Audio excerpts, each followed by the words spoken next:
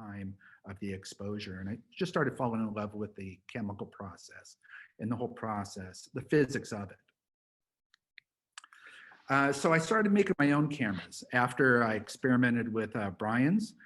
And the first cameras were all experimental. All the parts on this camera, this is called the wood camera. This camera, all the parts I found in Death Valley mine shafts. So all the copper, the steel, the wood, everything in the camera, I found in mine shafts. This camera was, like I said, it was an exploring pinhole photography and how it works.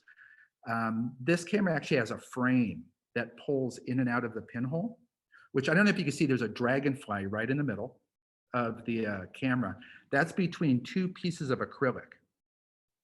So between the two pieces of acrylic, I could float different objects and shoot through it. And since pinhole, the focus is infinite, the object in front of the pinhole will be just as in focus as farther away. And there's the back of it. There was a big beetle that I found, so I put the beetle in the back of the camera. And this is what the images look like. So this butterfly is actually between those two pieces of acrylic that's mounted in front of the camera. And actually it's the World Trade Center in the background there.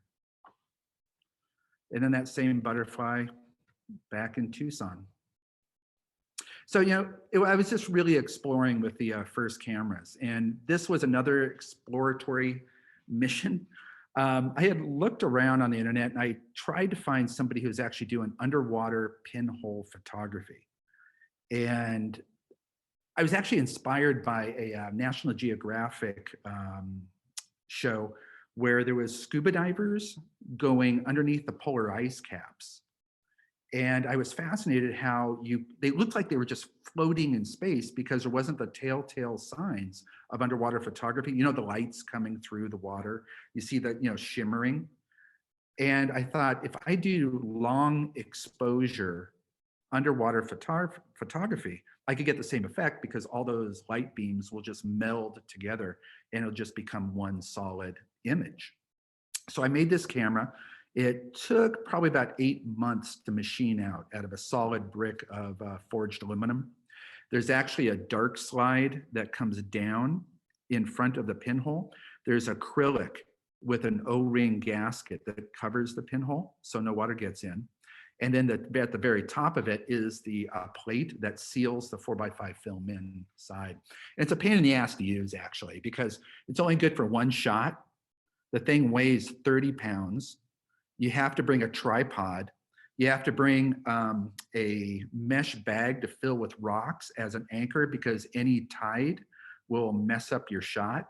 You have to bring a salvage lift bag to attach to the top of it to bring it back to the surface. And then you got to swim with all that gear. And the very first shot I did was actually of a sunken ship a quarter mile off the coast of Catalina in California. This is the back of the camera. It ended up being the first real theme kind of camera, or a camera that had a name, really. This is called Yimiya, which is a Santeria goddess of the ocean. And when I was in Los Angeles, I was brought up with Santeria in my family. My aunt and my mom and my grandmother would go see Santeros. And so this is the Santeria goddess in the back of the camera. This is the camera underwater off the coast of Catalina. And this is the very first shot I had told you about.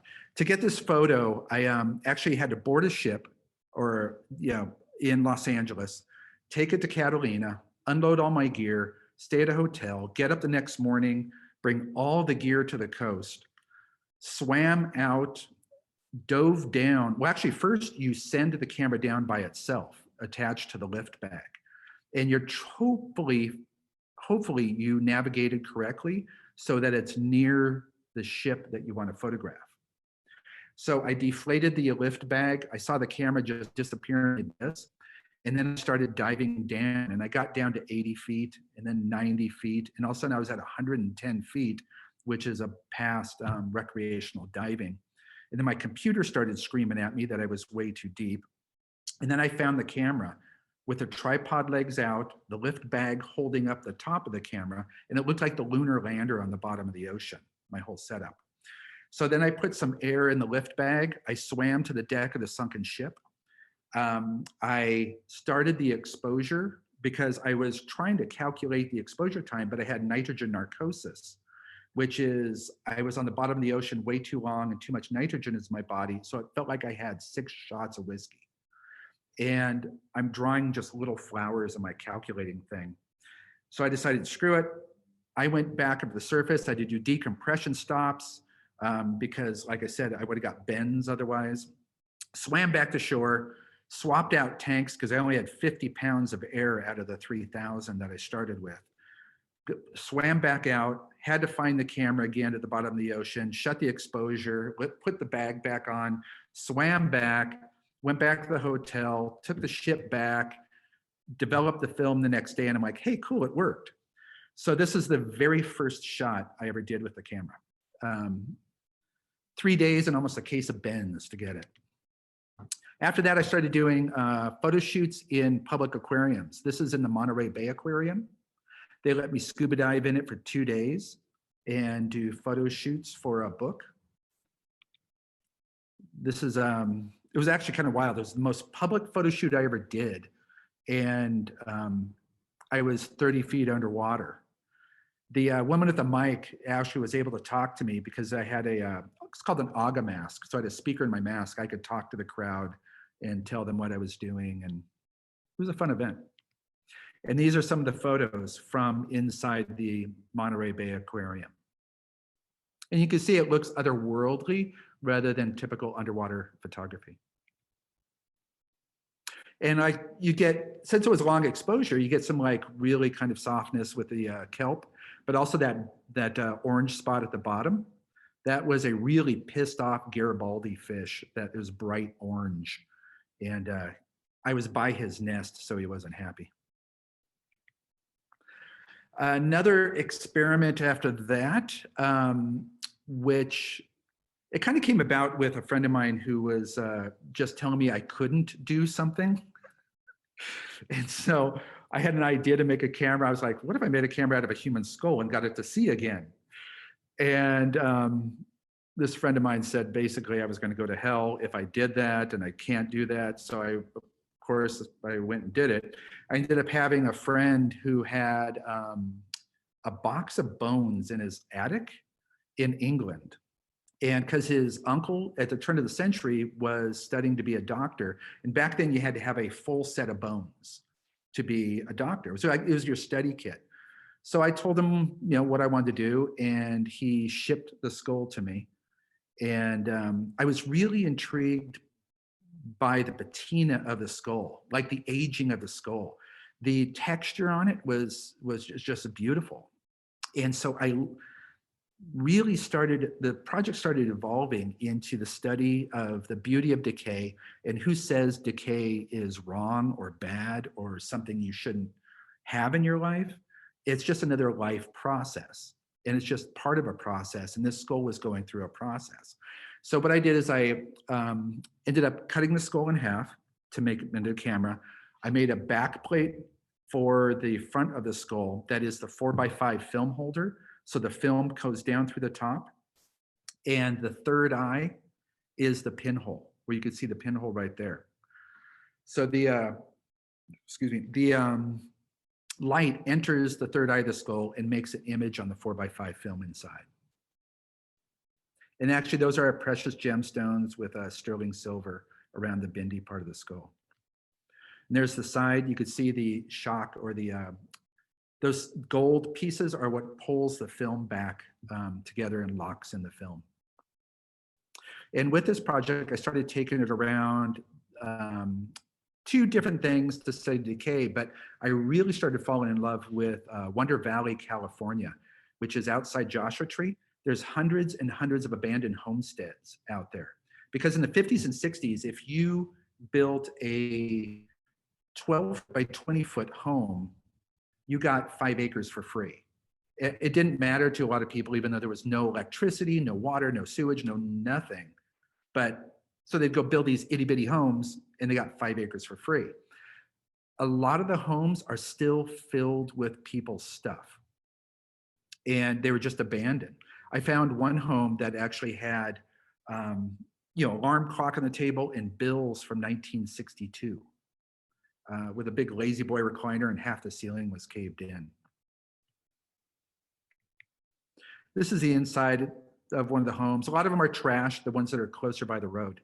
People go through them, they shoot them up, and I like to photograph them. Kitchen. Waiting for an exposure. And this is a scan of a negative of from the camera skull, or the skull camera. And this is what the finished prints look like. This is 40 by 45. It's on multiple sheets of 8 by 10, and then with one 11 by 14 in the middle. And what I do is I collect artifacts from around the home. So you see the frame, I made a steel frame, and then all those objects are actually artifacts that I find laying all around the home to include into the finished piece. There's a close-up. And then I'll photograph the inside. This is actually that house I told you about that has the bills on the counter there from 1962. All the books are still on the shelf. And that's what the finished print looked like. So all the artifacts around there are from wallpaper, just things I found on the floor that were just all over the place inside the abandoned homestead.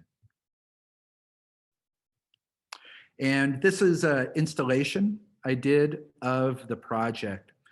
This is at the TAM, Torrance Art Museum, last year.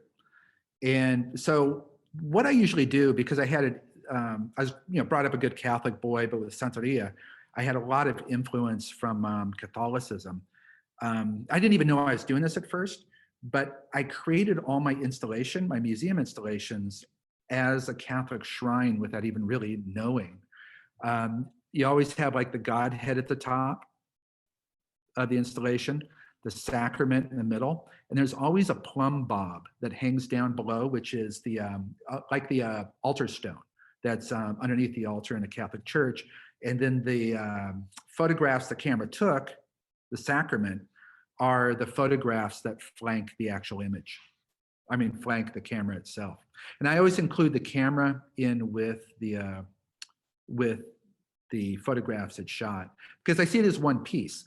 The camera's made to study decay. And this whole entire project is about decay. So the photos and the camera have the same value, basically, for the installation and the message. I made another skull camera a few years later. I was in Beijing, and there was a bunch of skulls being sold on the curb, and they were pillaged from Tibetan monasteries. And I have a friend in San Francisco his name's Tashi. He's a Tibetan Lama in exile. And I said, Tashi, you want me to buy these things? I could buy them and send them back to you. And he's like, nah, don't waste your money. And I said, but these are Tibetan Lama skulls. And he said, no, the Lama's gone. He said, the skull has the same relevance as a bird flying over and losing a feather. The feather's not the bird. And so I told him I had an idea for a project to build a camera that is a stereo camera through the eyes of the skull itself, and we'll see in 3D. And I wanted to model it after Yama, which in the Tibetan Book of the Dead, Yama has seen all of your life. He's seen everything.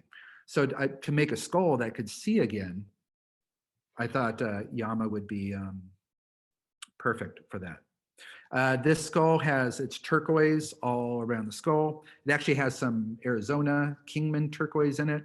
That's a huge ruby in the middle of the forehead. The eyes I actually created out of bronze, the eyelids, silver eyeballs, and then pure gold pupils. The kit is actually pneumatic, so there's an air tank in the middle. You see that silver part with air hoses coming down. So you hit a switch underneath the jaw, and 2 pneumatic pistons open up the skull and split it, and then you put the 4x5 film in, and then hit the switch again, and it closes around the film.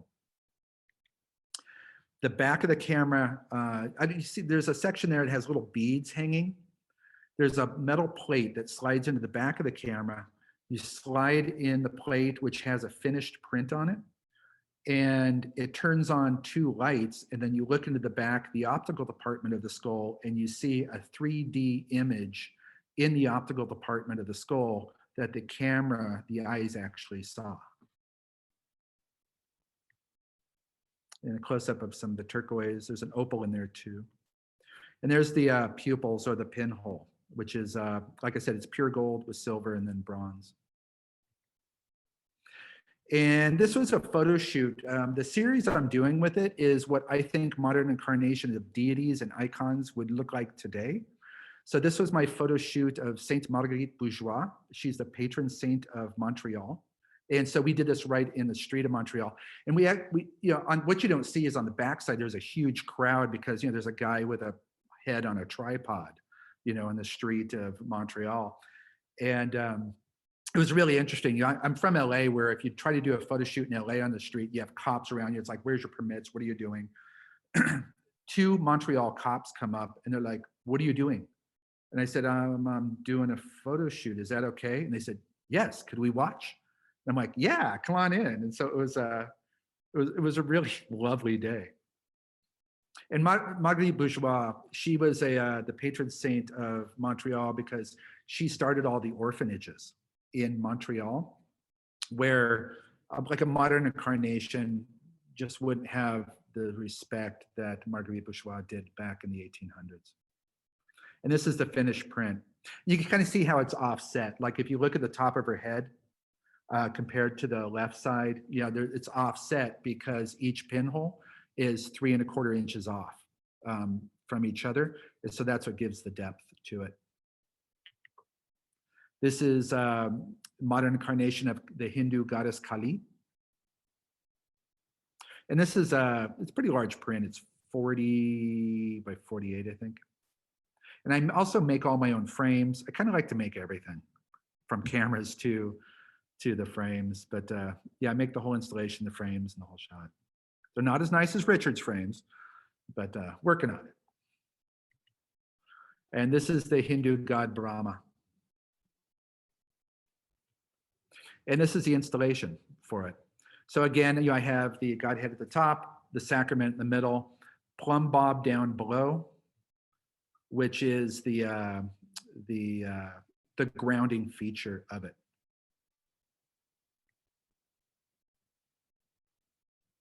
This is at a museum right now in New York at Artisan Works, which is in Rochester, New York. Then the project started getting a little more personal. This one's called Untouchable. This was inspired by one of my best friends who has actually just visited it, Alana and I, about 2 weeks ago. I used to do a lot of climbing with him, and we were surfing one day in Hawaii, and he came to me and he said, Wayne, I want you to know that I have rubber gloves in my surf bag in case I get cut up, because we were surfing a reef that was really nasty, and it just had fire coral all over the place and would just chew you up. And I said, well, you know, I don't understand why. I go, you know, he goes, well, I found out I'm HIV positive. And this was in a time when it was still a death sentence. You know, it's manageable now, but back then it wasn't. And listening to his stories of how he was put into an us and them category, how he was shunned by his own community. So he started hanging out with the gay community, even though he was straight, and got shunned by the gay community because he wasn't gay, but he was still HIV positive. So there was all these levels of us and them, and just separating him into different communities. And so I wanted to study that. So I made this camera. It actually has his HIV positive blood in the camera, in these cylinders on the side. I made a pump out of a rare earth magnet that pumps the blood, circulates through the camera, and then goes in front of the pinhole between 2 pieces of acrylic that are 5/1000 of an inch thick. And I did a lot of experimenting with my own blood, and I found with the right combination of sodium chloride 0.9% and heparin and potassium cyanide, I could get a red tone and light restriction that was the same as a number 25 red filter. So I was able to really calculate my exposure times easily. And yeah, and this camera took about a year to make. And what's been fun about these cameras too is I love the engineering. I love trying to figure out how everything is going to work, but you don't know until you get some film back. And this camera really surprised me. It had this really interesting vignetting. A lot of my models I photographed ended up with like a halo around them from the blood that's in it. So with this camera, I started traveling and photographing people all over the world with HIV and AIDS. And that was the focus of the camera, is to photograph people, connect with people, learn from people, learn their stories with blood that has become such a prominent part of their life. This is the very first photograph I did. This is of David, my blood donor, through his own blood. This is a gelatin silver print. This was at a photo shoot in Los Angeles. This mother and daughter were both HIV positive. The exposure times are about 45 seconds, and that is a long time just to freeze. But it's also a long time to think about what you've gone through, who you lost, how much HIV has affected you and your community and loved ones. And so many times people would just start breaking down and crying. And I mean, it was just a really, really heartfelt experience through every photo shoot. And this is what the finished prints look like. So all the red and the color tones that you see are from the HIV blood. That's the filter in front of the pinhole.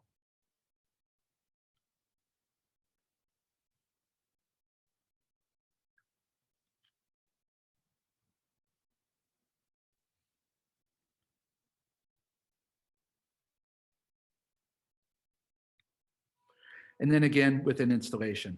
So the camera's in the middle, which is, and then the sacrament is below in this one, which is 2 quart bottles of HIV positive blood. Actually, that last shot was at Artisan Works in New York. This was installation at Shreveport Museum of Art, art space. And then the projects also took even more of a personal turn. I've always been really political. I grew up in Los Angeles, a little punk rock kid, going to a lot of political rallies, and I was a big political activist. Got in trouble a few times in my teens. I was really, really taken by the Syrian refugee crisis. And so I started just learning what I can about what was going on. So I created a camera to actually go to Lesbos and connect. And this is the camera. And it was kind of amazing. This is after, I don't know, like 15 years of doing what I do. I started making this project, people started finding out, and all of a sudden all these artifacts start coming from people. They're like, yeah, this was my dad's, you know, this and this happened to him. You know, would you like this for the project? For instance, like in the side of the camera, there's a little window. A woman actually talked to her dad about this project, Us and Them, and he gave her body parts he took off Viet Cong that he killed in the Vietnam War. He kept these body parts with him his whole life. He didn't know what to do with him. He couldn't bury them. He couldn't just throw them away. He felt responsible for them because his commander trained him and everybody in his platoon that the people they killed were less than dogs. They were nothing. And so it was such a strong us and them that he thought giving me those pieces to put in the camera to travel to these situations of us and them would help bring that energy and understanding, that impact of the damage of us and them could create. Another interesting artifact is on the front gate here is a crucifix. It's the aperture gate. The crucifix, you can't really see it too well there, but on the back of it has a monogram with a gold bezel and it's EB. This was actually Eva Braun's personal crucifix, Hitler's wife or girlfriend. And, you know, a lot of people see the crucifix on the front and they're like, oh, it's Jesus, yay. But everything has a story. Everything has an energy. Everything has, you know, more depth to it. You just got to be able to be open to looking at the depth of what's there. So I went to Lesbos. Whenever I work on a project, I generally volunteer first. I started working with an agency, an NGO that was running Kara Tepe, which is one of the big Syrian refugee camps. This is Kara Tepe at night. I, a lot of times, like to travel with my daughter. She was 12 years old on this trip. And it's my daughter, Tara. And she would work food service in the daytime.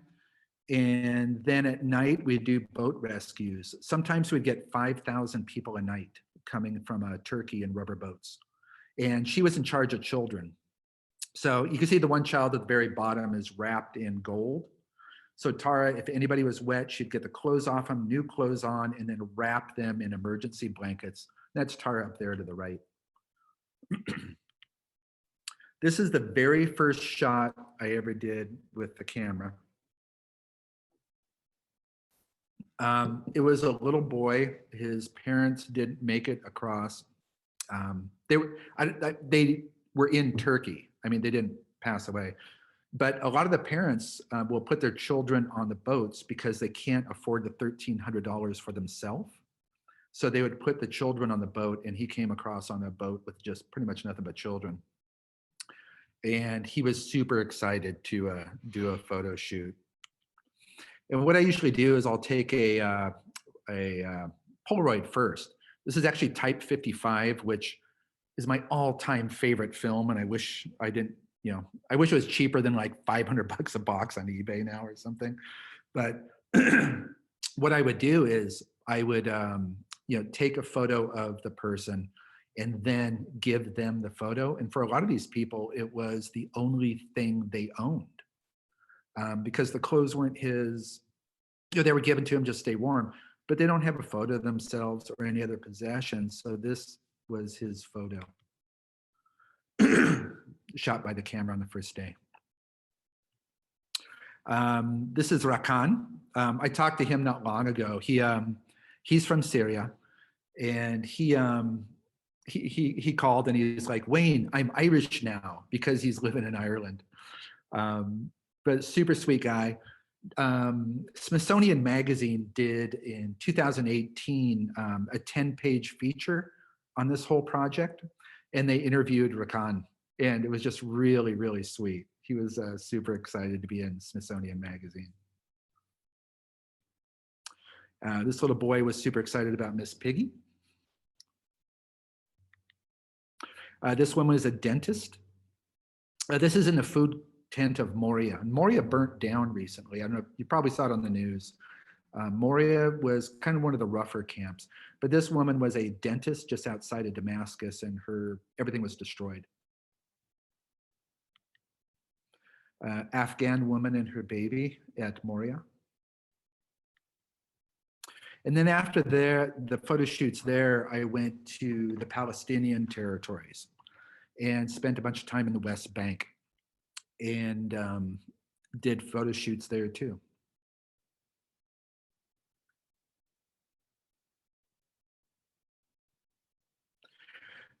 I started when I go to shoot too, I gather a lot of artifacts when I'm traveling.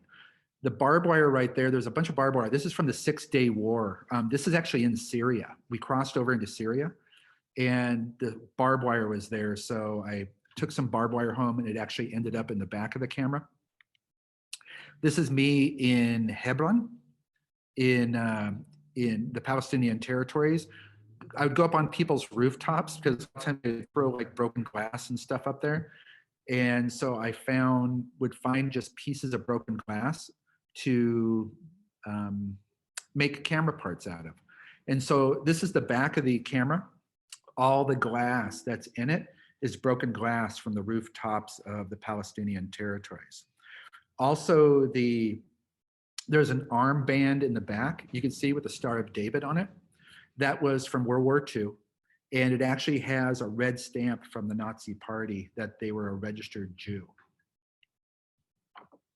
I mean, that was one of the biggest us and thems in history. After that, went to Standing Rock, spent over 2 months in Standing Rock. Yeah, I love the sign there. DAPL is leaving Standing Rock in your reservation. They didn't really quite leave for quite some time. I ended up working with Ochete Media, which is the Sioux's media group that actually ran the camp. There's about 15 of us. And they gave me actually a digital camera to use, which was an experience.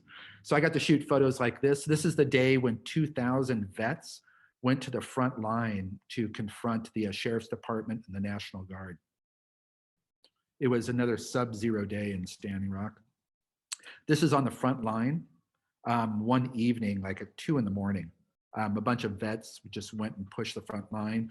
And what you don't see is on the other side of that barbed wire is guys with machine guns. And the 2 little dots up to the right is National Guardsmen with binoculars. Some of the people I got to meet, I got to hang out with Cornel West quite a bit. He was, I have a lot of respect for this guy. I mean, he had a full-on suit and it was blizzard conditions, and every day he just looked so spiffy and he was just always so happy. Where other celebrities would come in for like a few hours and say they were at Standing Rock, Cornel put in his time, and he really put a lot of effort into the camp and you know, connecting with people and communicating with people. This is the first shot I did in Standing Rock. This is of the Sioux, the chief of the Sioux Nation. This is Arvo Looking Horse. And it was just such an honor to photograph him. And it was amazing to have my very first photo shoot in Standing Rock of Arvo Looking Horse. This is a woman, I'm gonna be doing a future project with her. This is Michael. Michael's transgender. And this is an interesting day too. This was Thanksgiving Day in Standing Rock. And all the people at the top of that hill are DAPL enforcers, National Guard, and Sheriff's Department, and other hired guns. They decided to take over a Sioux burial site in the middle of the night. And there was no reason to be there because it was a distance from the pipeline. So the only reason they were there was to antagonize. Later that day, there's actually a river between where I'm standing and the hill. The water protectors built a bridge and started going to the other side of the island and started to take it over. And then they used hoses on us and started hosing everybody down when it was freezing temperatures. Michael is really an amazing person. Michael was telling me how Michael's Navajo and spoke nothing but Dene the whole entire time in Standing Rock. And she was telling me how, actually I don't speak Dene, so this was later after Standing Rock, but how it's two-spirit is what they call transgenderism in a lot of Native American tribes. And it's seen as a gift because you understand both sexes and both sides. You have more of an understanding. So Michael and I, we're going to be doing a project where I'm going to be taking us and them camera and going to reservations all over the US, Canada, and Mexico and photographing transgender Native Americans. This gentleman is actually the Sioux president of the Muslim Sioux Brotherhood. This gentleman's Havasupai. I'm looking rather shaggy. And this is what it looked like a lot of the time, especially like in December. It was just blizzard conditions a lot of the time and sub-zero. And what was great too, like a lot of the other photographers, because I was with the group, the cameras would freeze almost instantly, the batteries. You know, when it's like negative 13 degrees, you pull the camera out, you get just a couple shots, your batteries are really straining, the lenses are just going. I found with my camera, all I need is a big stick. I club it a few times, knocks off all the ice and snow, and I could keep on shooting. This was a day when we were being shot at with rubber bullets and getting gassed. I have also found too that gas masks really warm your face up nicely too. And that truck in the background, that burned on an evening. There was a big battle between DAPL and the water protectors on the front line, and that truck ended up burning. And I ended up getting the VIN number, the VIN tag, and that's part of the camera. My daughter didn't go on this trip, but I brought her home the gas mask. We went out for tacos right when I got home after being gone for 2 months. And she wore the gas mask to the taco shop here in Tucson.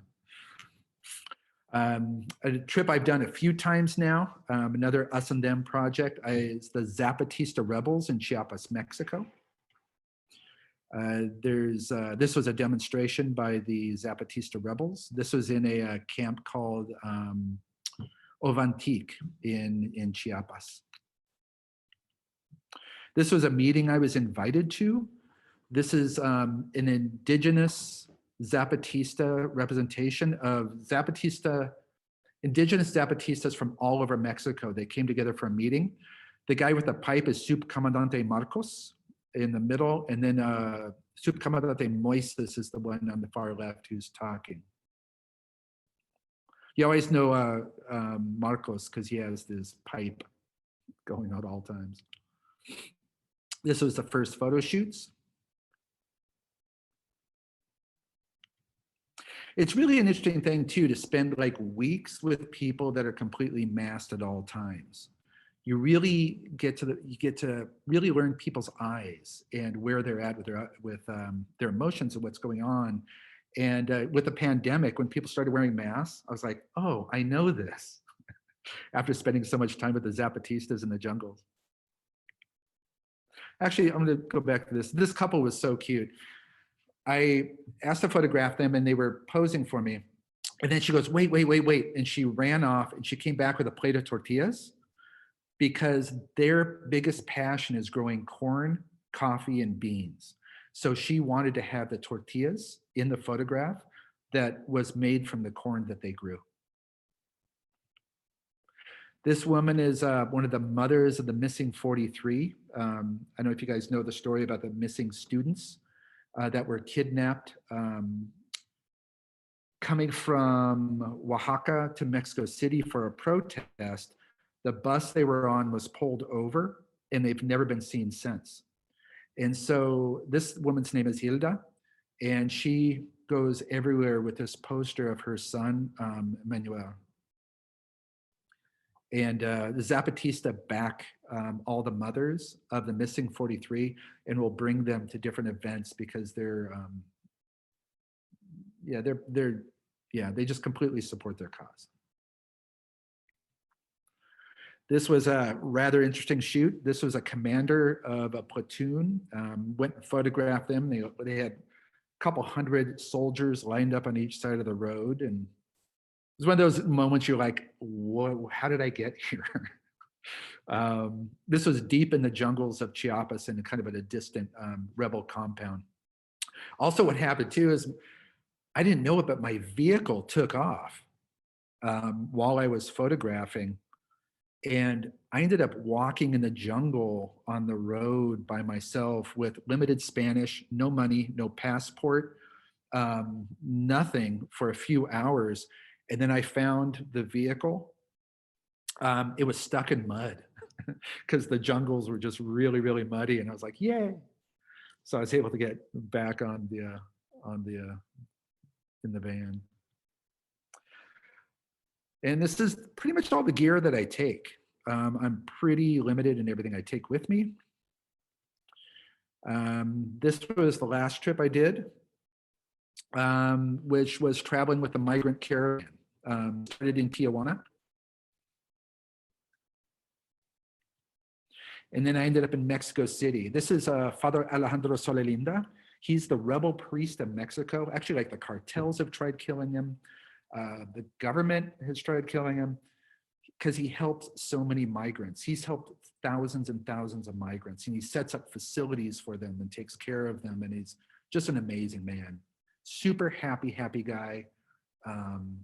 And just puts his life on the line for people that he just sees for a short time and gets them safe and goes on.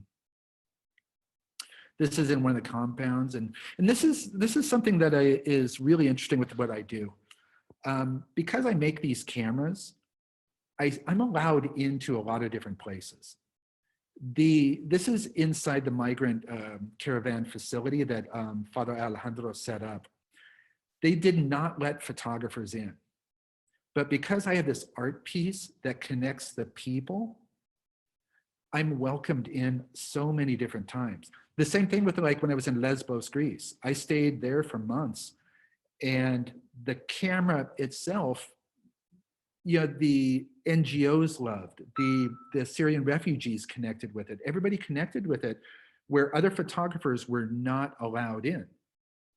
So it just gave me this like personal connection to the people. They felt it, the people organizing felt it, and just would allow me to be in places where other photographers weren't allowed to go too. You always draw a crowd when you got a changing tent. This is the migrant caravan facility. Migrant caravan photo shoots. That's Pio. We still talk all the time. He's Honduran.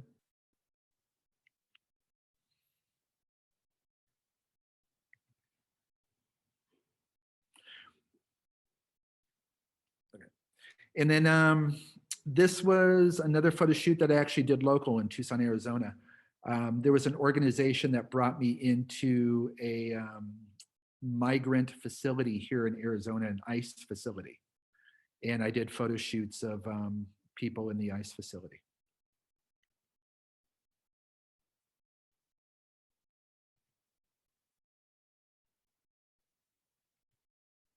And that's a scan negative. I haven't printed these yet the way, I do these 48 by 60 inch prints, but I haven't printed this one yet from the migrant facility.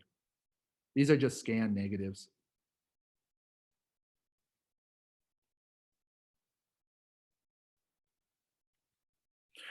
What I do with all this whole project, with Us and Them project, I ask everybody to write something from their heart that I'll incorporate into the final print that I make. This was Michael's. She wrote a whole thing about how we need to take care of the earth, and it's all in Dene. Rakan, this mentions the village he's from outside of Damascus, and it says, "I miss you." He misses his village. This was just a beautiful, this gentleman spent so much time on this script, and then he wrote it in English, and it was just beautiful sediment.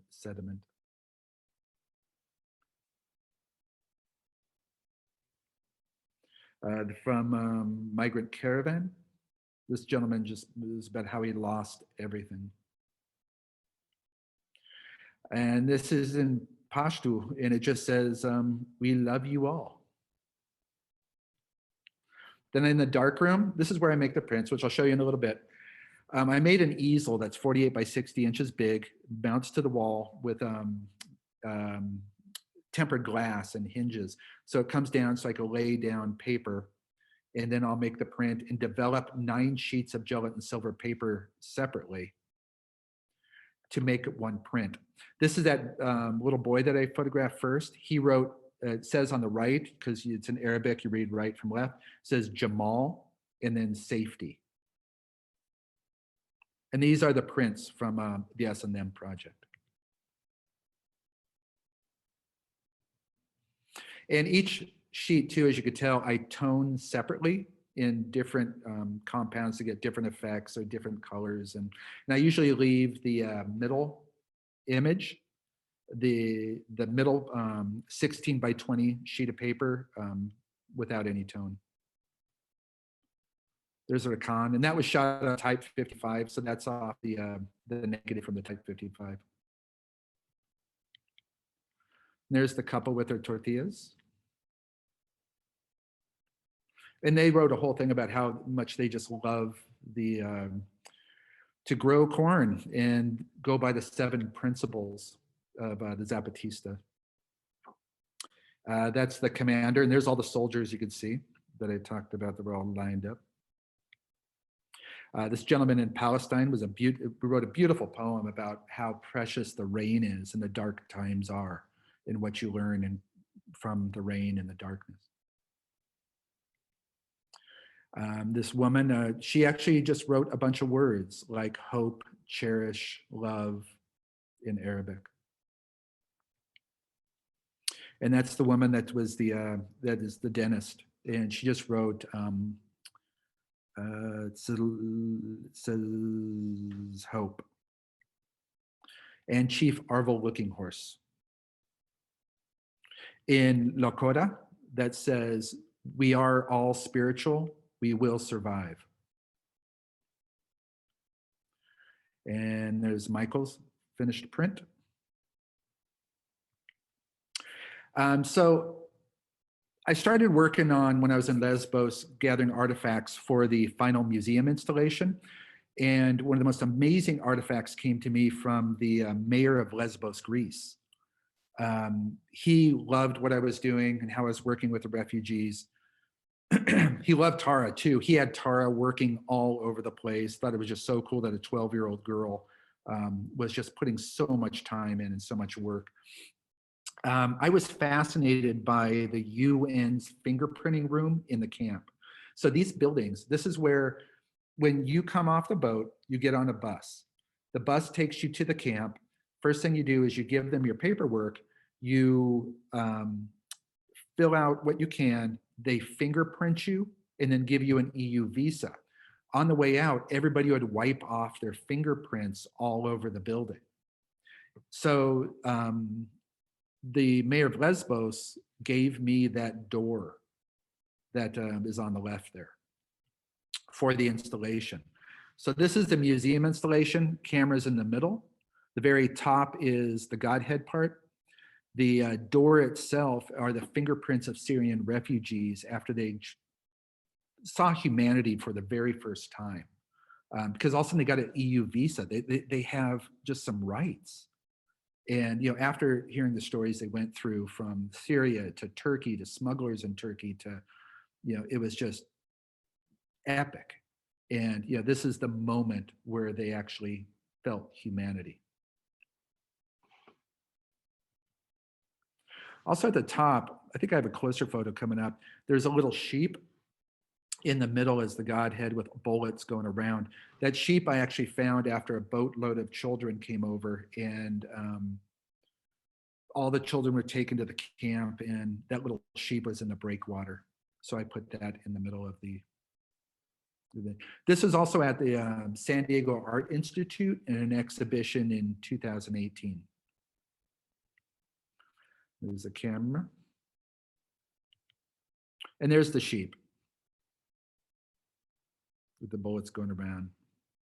And all those, that's all acrylic going around, and there's hundreds of pearls, which kind of felt like just human bodies or lives, floating.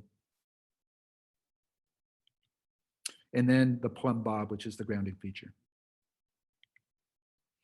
And this is the exhibition at the Art Institute in San Diego.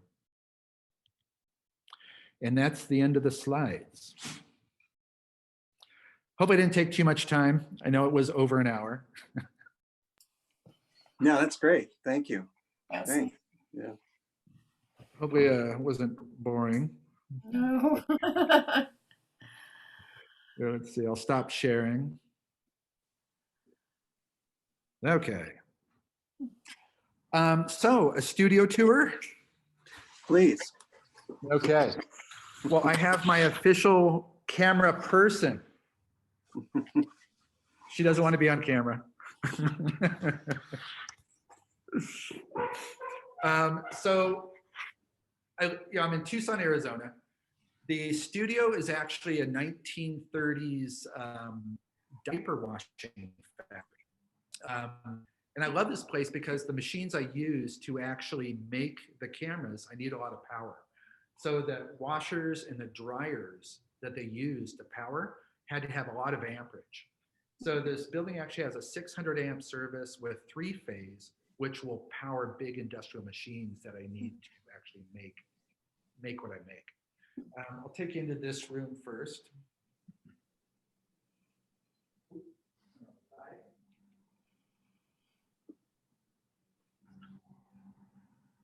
So this is a bedroom, Alana's office, and also this is a wall I use to mock things up. This is the installation you just saw.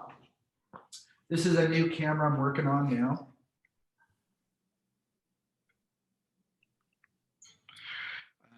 These side pieces are really interesting. I have friends in Tijuana, and I think down a little bit.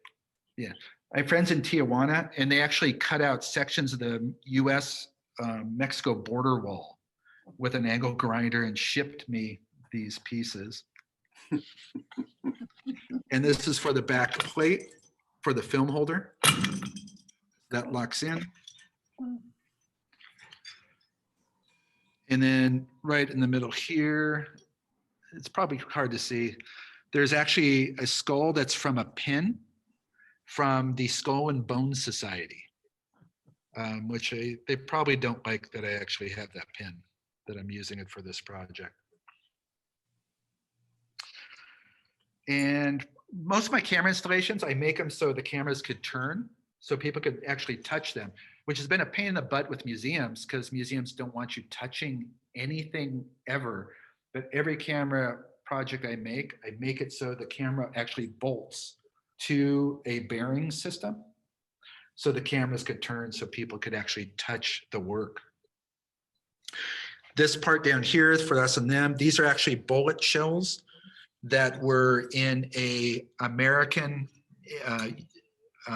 cavalry and Indian war in New Mexico in 18 something. And there's other artifacts in this too.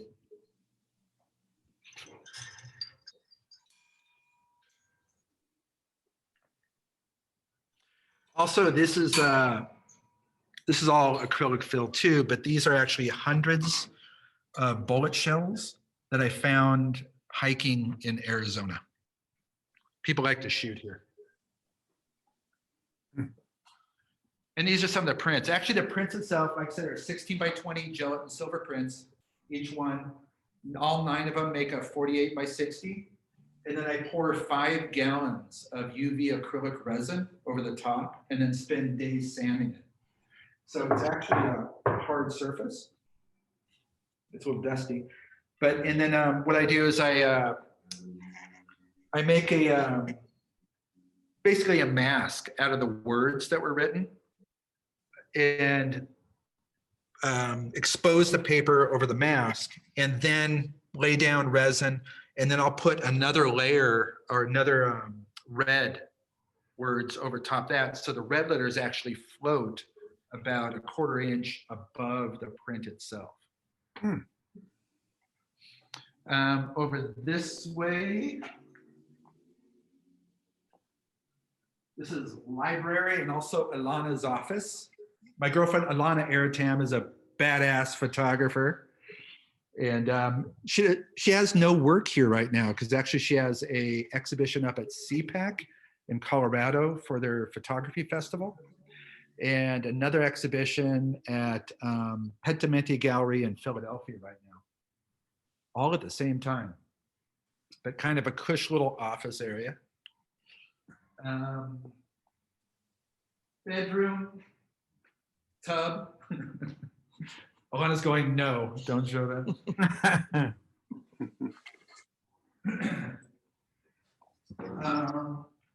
This is a shooting stage. This is a new project I'm working on that is a little edgy. I'm not going to say too much about it. But actually, I wonder if you come up over here. I can't see. So what I'm doing is I'm actually setting up the installation and just kind of laying it out. Can you guys see? Can you guys see? It actually has about 25 guns, actually real firearms that are going to be part of the museum installation.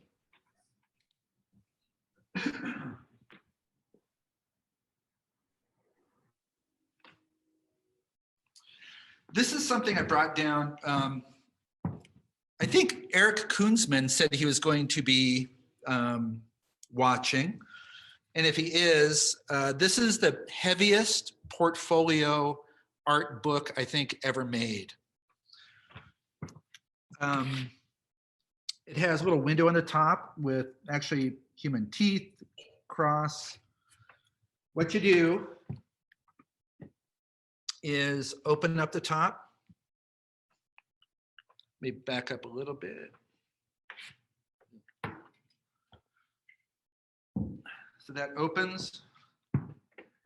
This is a little plate here that says what it is. It's Borderlands, Wayne Martin Belger, Camera Obscura Studies from 1998 to 2013. This is number 3 of 5. So every once in a while, I'll make one of these portfolio books. And yeah, so I got 2 more to make, which I could probably make one now and make another one in like 5 years. So you pull this up with these surgical retractors.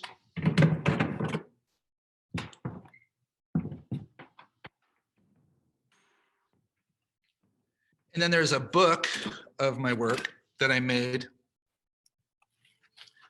that just has the different projects with pages I made from paper from the 1800s. So this book has every project I made up to that point. Then you pull the plate out that holds the book.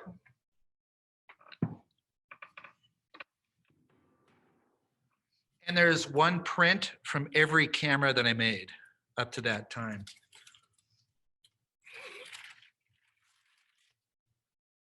So this is from a camera called Headlights. This photo was actually in a gallery. I took it in a gallery show. So there's a couple hundred people walking around and it was a 30-second exposure. So everybody else turned to ghosts. It was on opening night, which was rather fun. Deer camera, which is one I didn't show.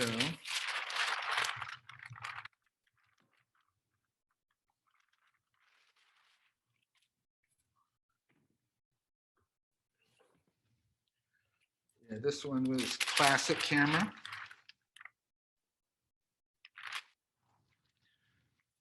And I'll just do one more, which was, this is Yimiya, the underwater camera.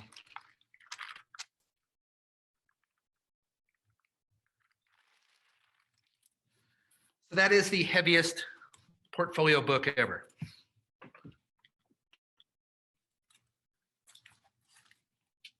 And each one I've made too is completely different.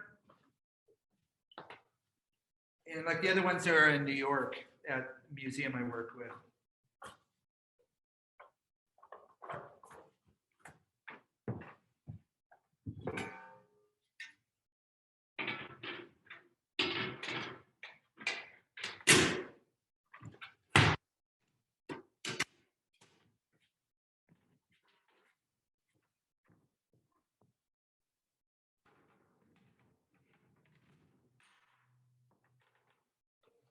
I think it's close to 100 pounds. So it's a little ridiculous. Okay, so I'll take you into the machine shop where I actually make cameras. That's the dog. So this is the shop. I've been a climber my whole life, mountaineer, so I have a lot of my backpack gear, everything ready to go if I want. Kind of into motorcycles a whole lot, so I got a few. This is, oh, maybe go to that side.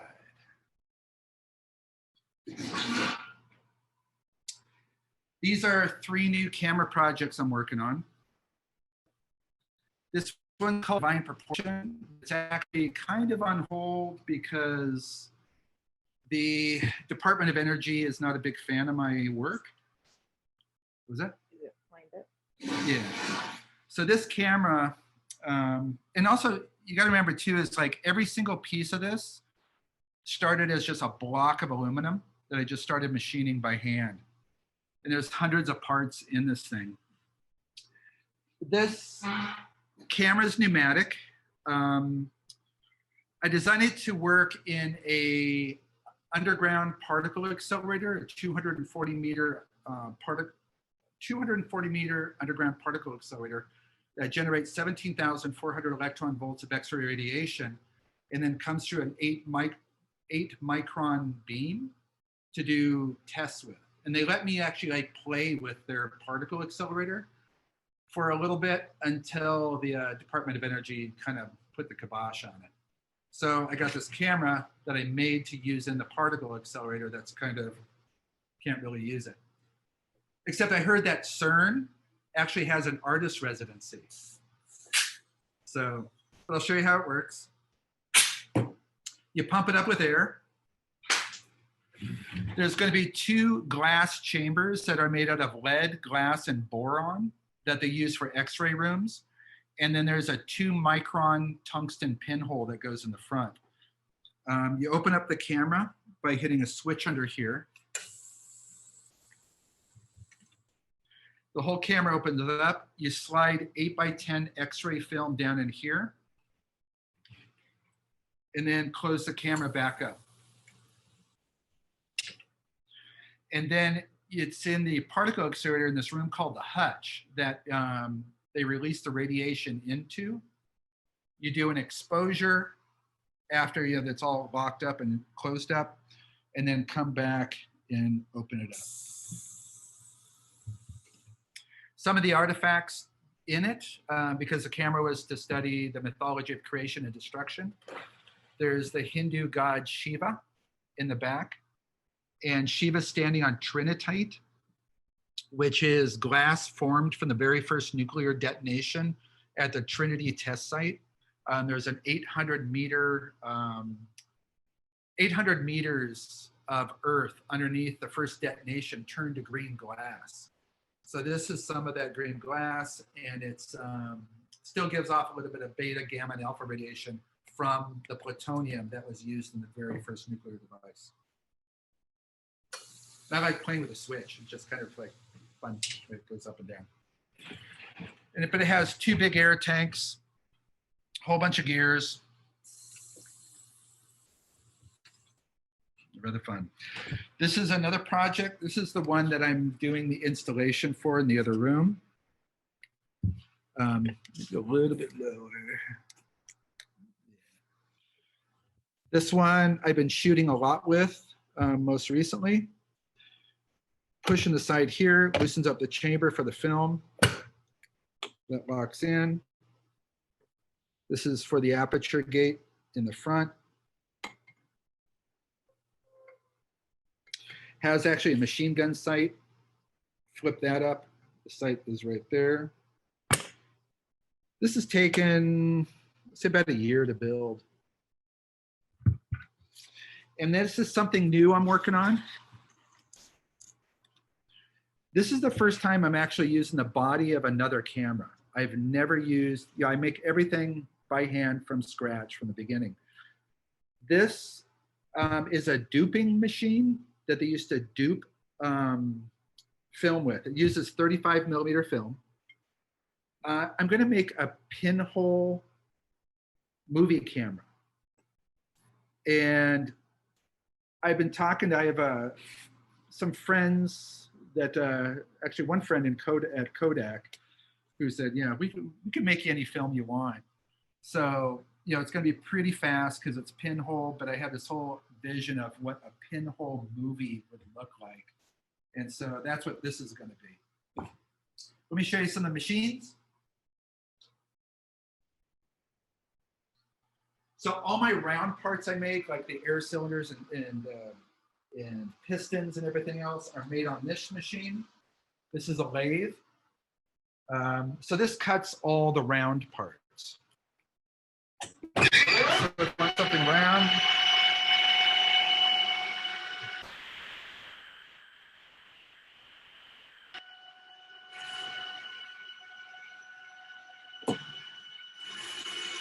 So this will shave off all kinds of just metal for the round parts.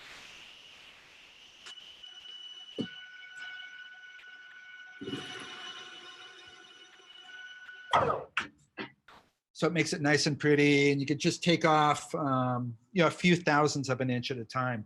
And most of these machines are pretty accurate too, as far as within a thousandths. The majority of my parts are made on this machine. This is my mill. It has an X and Y axis and also a knee that goes up and down. So I could machine parts from all different angles with this.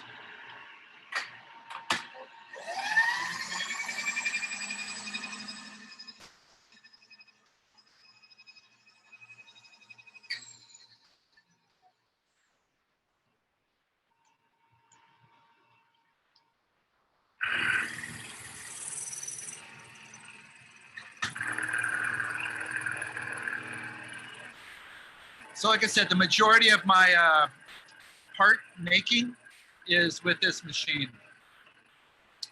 And up here I have a digital readout. So it's accurate within a thousandth of an inch.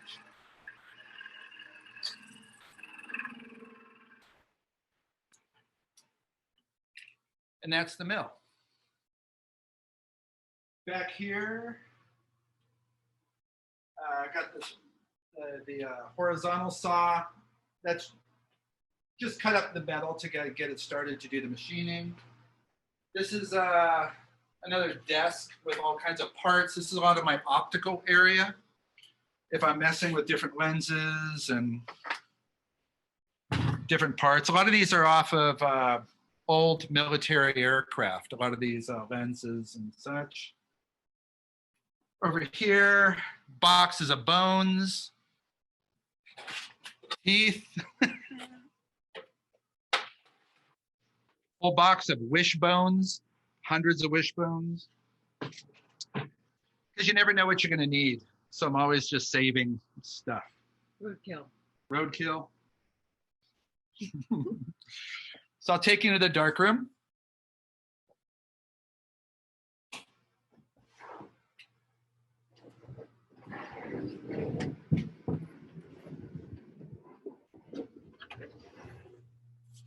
Ready? Yay! So this is the dark room. I have two Besslers that are my workhorses, two 4x5 Besslers. Yeah, it's kind of a basic dark room. It's actually one of my favorite places to be. I love this dark room. This is the easel I was talking about.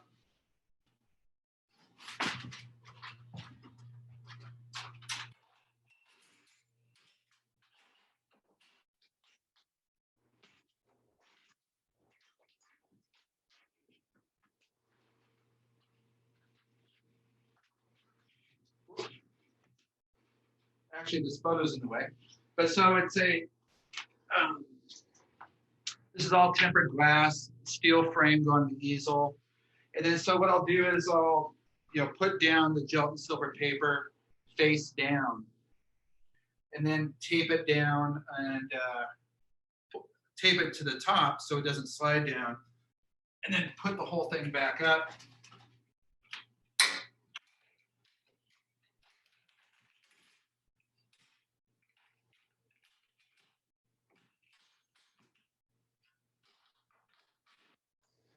And then expose the image with the Bessler.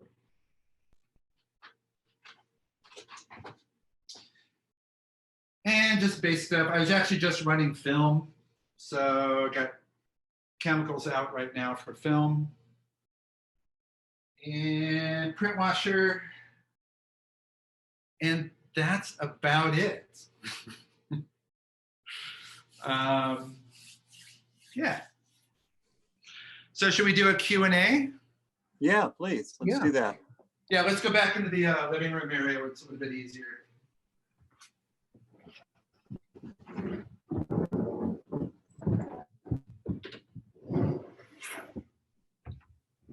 Yeah. Hello.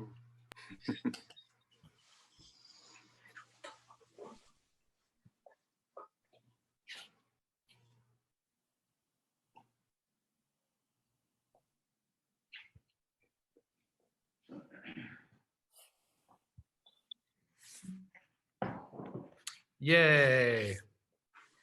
Is that a fun little trip? Yes, thank you. Yeah, that was great. We've come full circle, it seems.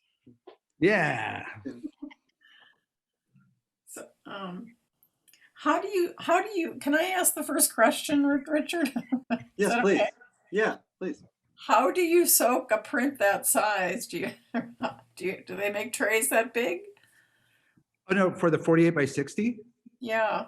Yeah, no, I make the print in, it's 9 separate sheets of paper. Oh, I see. Okay. So, yeah, 16 by 20 sheets. okay, gotcha. And then what I'll do too is I'll have different developers. Yeah. So I'll have one that just like really pumps up contrast and gets, darks going. The other one might have just some really cool grays. So each sheet to make the one print has a different flavor or a different feel. And then what I do is I put all 9 sheets back together on a, it's this honeycomb board. It's acid free, 1-inch thick honeycomb board, and then dry mount it all together to make the image. Okay. Is that something you have on a wall, or is it done on the floor, or how do you do that? No, you see that easel that I was pulling down? Yeah. Yeah, that's the easel. So that'll lay out the 9 sheets of paper on the glass itself. Oh, great. And then put it up and then shoot through the glass, exposed through the glass. So it's a big vertical easel that holds all 9 sheets together. Okay, I understand now. That's incredible. This must be like a warehouse that you're living in, is it? Yeah, it's a 1930s diaper washing factory. Is it downtown in Tucson, or? Yeah. Very nice. It's very well utilized, and you need a lot of space for all this equipment. So yeah, well, the main thing was the power. I needed a lot of power because those mills and lathes, they're big industrial machines. Oh. And so it's kind of hard to find a building that has that kind of power. So yeah, I was really lucky. Incredible. I'm blown away. May I ask the second question? Mm-hmm. Please. Yeah, go ahead, Karen. How do you choose your products? Is it kind of serendipitous, or is it something that catches your attention? And then once you've chosen that, you make the cameras? Well, a lot of it has to do with my history, as far as the way I grew up being a punk in LA, being really political and an activist, but also with some religious background, but a lot had to do with the science background in my family. So when you put those elements together and then something happens in the world that really sparks kind of all that, I'll do a lot of research in it. When I was telling Richard and Bob about how I like extending process. Like a lot of times when I get into a project, like the Us and Them project, I did the very first shot I did of that little Syrian boy. From the first idea that I want to do that till when I was fully in, it took about a year and a half almost to get my first photograph. So I have so much time to become involved in the project, to learn about it, learn about the people, learn about so much, so that when I'm there and connecting, I really have an idea of what's going on. And also, I come from a big line of academics too. My grandfather has degrees from MIT and Caltech. My aunt taught at Harvard, so my dad had a degree in aeronautical engineering. So, it's just like this whole, love to learn kind of family. Foundation. Yeah. Yeah. And so you make the cameras after you've decided what you're going to do next, or? Well, I make the cameras start coming together. Like I said, with the S&M project and different projects, a lot of the artifacts start coming because I get so involved in the research of the subject. Mhm. So also I start meeting different people and start going to, different events and different things and start connecting, and then they start gelling. A lot of times I don't even know what the camera is really going to look like when I Mhm. start building the camera, because it shifts and changes and morphs due to the situation, the feel of the subject, the people of the subject, and what's going on. And then that way it becomes a true representation or a connection or like a communal bridge Mhm. between me and the subject. It's gorgeous, gorgeous. Thank you. Wayne, Yeah. question. You shoot black and white film. Do you shoot color as well on your projects? Yeah. You probably noticed, like in the underwater camera, I shoot Mm. color, and Yeah. also the HIV project. Yes. Right. I shoot color. And I'll kind of play around with it. But then, I kind of like feel what I like best. The skull camera, the Beauty of Decay project, I always shoot the interior of the house in color and the exterior in black and white. Hmm. And so it's just gotten to be just something I really feel when I'm in the house. There's just all these different colors and things going on. Yeah, I just really wanted the color, and the starkness of the desert, I just wanted black and white. Yeah. And so it, it just depends on how the project kind of evolves. Mhm. I love black and white because, I could do everything myself in the dark room really Right. well. And I love playing and playing and playing in the dark room. Mhm. It's one And of my favorite things. is my voice being heard? Yes. Yeah, go ahead, And Dennis. rather than a question, can I make a statement? I almost missed this, and I am certainly glad I did not. Well, I'm glad you're here too. Thank you. So, Wayne, my daughter has a quick question for you, which is probably the Uh-huh. most important one all night. She'd like to know what the name of your dog is. Oh, it's Oakland, There you go. like the city. Here, he's right over here. Oakland. Hey. There you go. Oop, There you whoop. go. Did I just hit something? Oh, wait, okay. No, you're okay. Okay. Okay. Yeah, my daughter named him. She's a big fan of the band Green Day, which is from Oakland. So his name is Oakland. And I love having a shop dog. It's because having the studio here, we spend a lot of time here, and he just cruises around, and he's just always a great companion. Want to come? Actually, he's in a couple of Alana's photos. He's kind of a ham when it comes to photography. If she's shooting and has a shoot set up, he'll be right there in the photo every time. So yeah, he's part of the crew.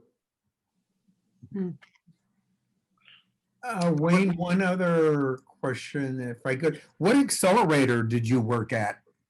SSRL, the radiation Stanford? labs, Stanford. Okay. Yeah, Stanford. Oh, by the way, Eric, did you like the heavy book? I still want an official weight. It can't be classified as the heaviest book until you give an official weight. I don't know if you know Eric. Eric said RIT, and he is a book artist and an amazing photographer and good guy. But yeah, I was bragging to him that I made the world's heaviest book. I really think it's over 100 pounds.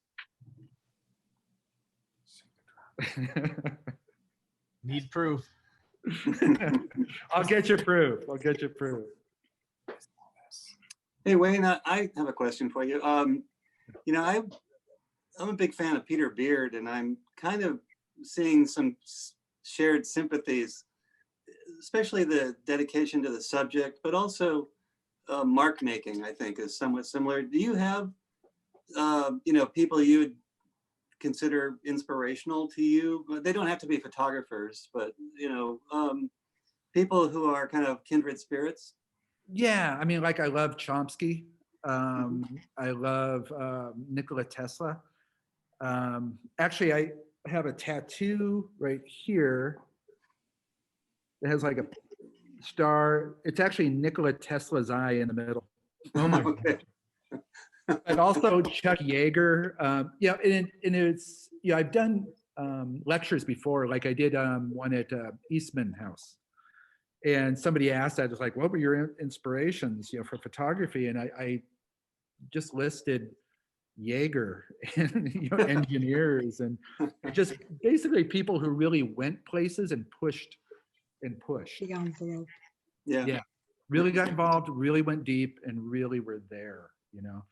And then I have some like new inspirations, like I was talking about Father Alejandro Solalinda, in Mexico City, who's just helped so many migrants and put his life on the line over and over and over. Just people who they're completely selfless, just to be there, be involved, be connected, and really, do something. Okay. Do we have other questions? I have one. Yeah, go ahead, Terry. I'm wondering, has corporate America ever approached you and asked you to work for them? I know that it's you're very humanitarian, and I hear so much empathy there for people, and I just kind of wonder, because I know that when you have a talent and you have a drive, it's like people see that, and I just wondered if you've ever been approached to kind of go work in that world as opposed to the artist world and being having your own free path. No. Really? I've been approached, and I've kind of gone on a weird little path. I was showing in a lot of galleries in up to about 2008. And I had a couple epic things with galleries, and I was just done. And also I felt kind of weird too, because I get into this where I'm really passionate about, connecting with HIV communities. I'm really passionate about, and just really learning. And then I'm putting these pieces up and I felt it didn't feel good to me. Yeah. Yeah. And same thing with like the, Syrian refugees and, just the different projects I work on. And I had kind of an epic time in 2008. And I was like, I'm done. I'm just going to do my own thing. I don't want to show anymore. I don't want to. And I had Nathan Lyons. Nathan Lyons. He was the director of Eastman Kodak for the Eastman House for 13 years. Started the workshop. Visual Studies Workshop. Visual Studies Workshop.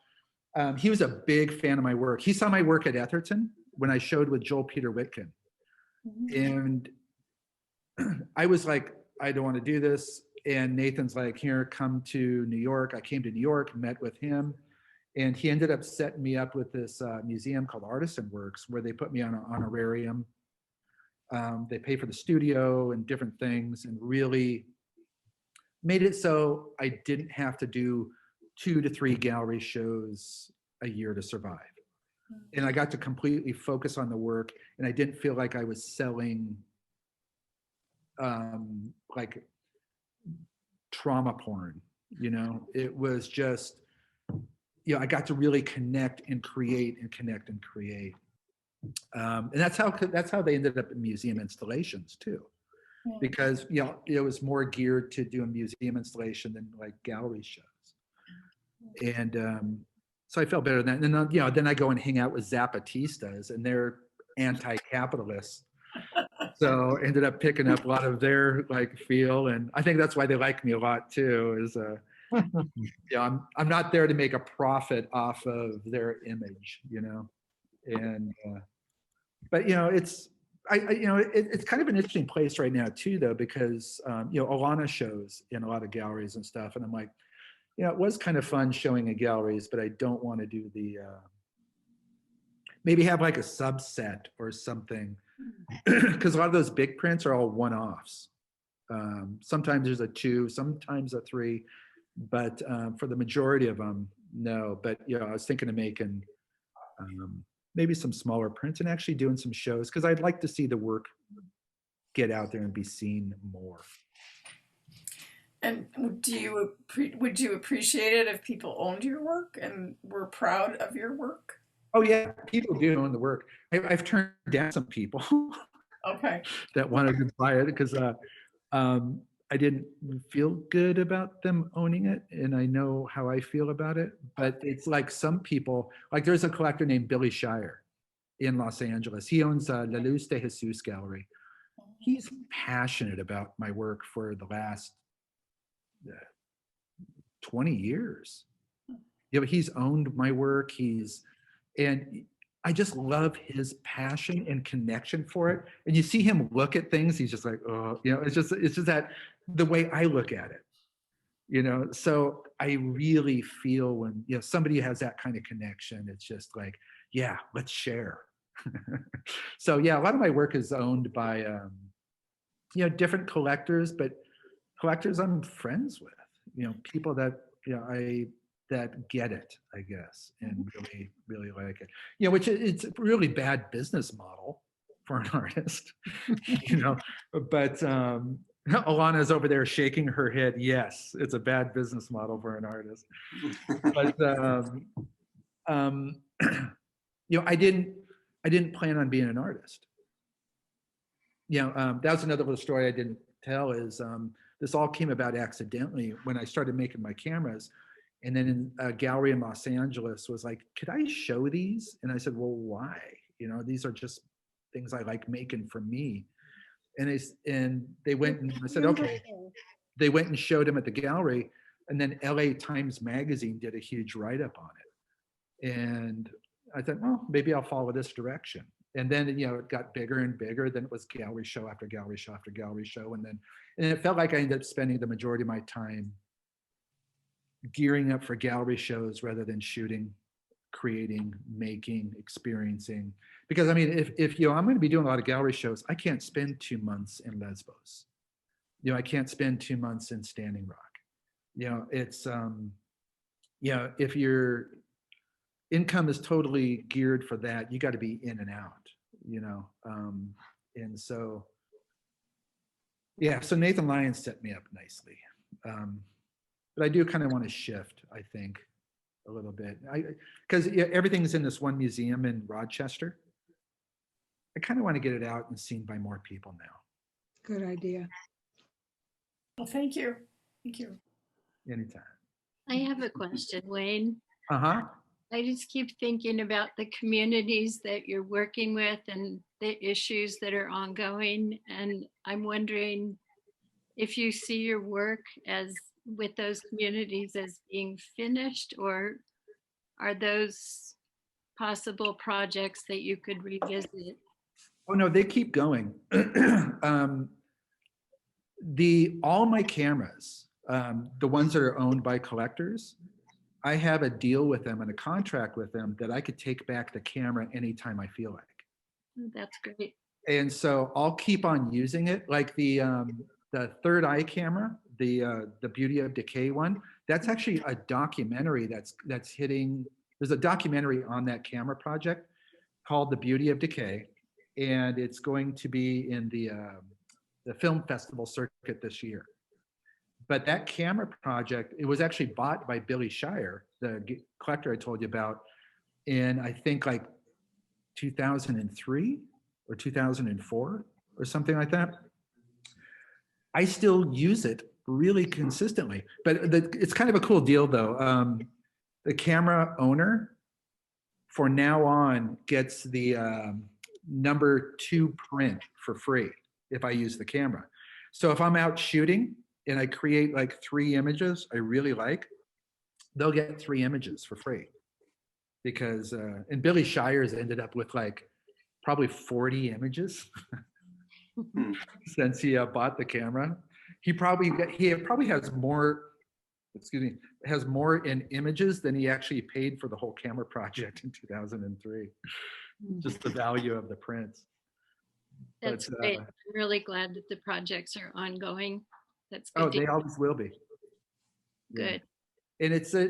And what I like too is like when I was first showing paintings, you know, you know, somebody would buy a painting and it would be like, okay, the painting's gone.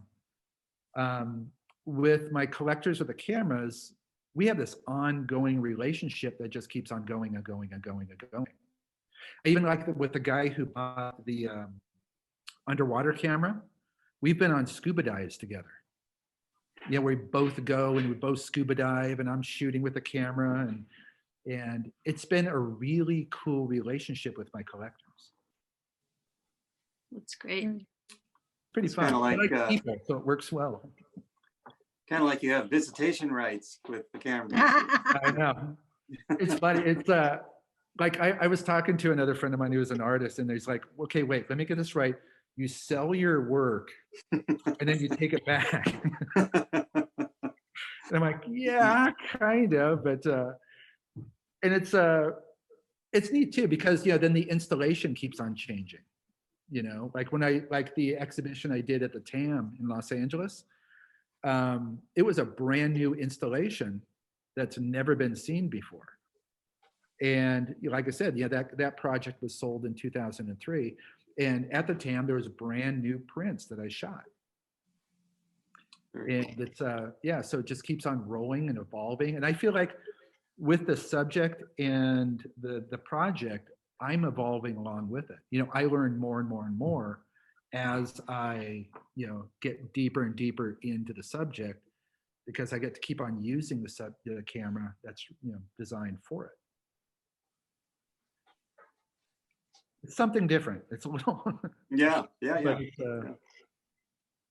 it's, Are there other questions?